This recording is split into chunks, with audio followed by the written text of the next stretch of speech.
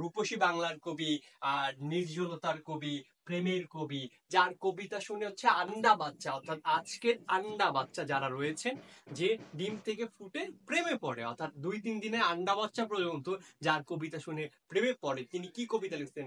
হ্যারেই এক্সের ভালো লাগে, হ্যারেই কোনোভাবে বলতে পারি না, প্রিয়তমা তুমি ওইখানে যাইও না, মোরেই ভালোবাসা শিখাইছেন নাটোরের বর্ণনা।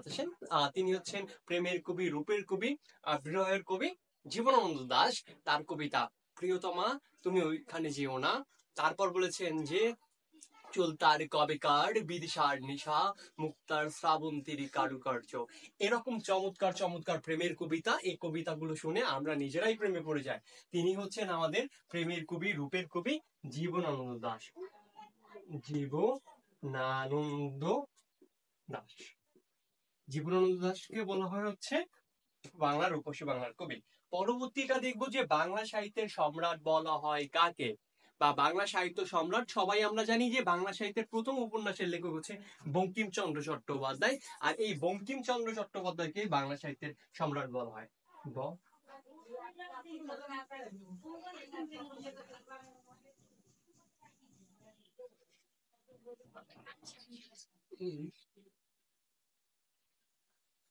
বঙ্কিমচন্দ্র চট্টোপাধ্যায়, বঙ্কিমচন্দ্র চট্টোপাধ্যায়কে বলা হচ্ছে বাংলা সাহিত্য সম্রাট। তার মানে আমরা একটু সামারাইজ করার চেষ্টা করি, এর মাধ্যমে আমাদের ক্লাসটা আজকে এখানে শেষ করছি। এরকম মজার মজার ক্লাসগুলো পেতে অবশ্যই আপনারা বাংলা এবং জিকে মজার সাথে থাকবেন। সে পর্যন্ত সবাই ভালো থাকবেন। ধন্যবাদ সকলকে।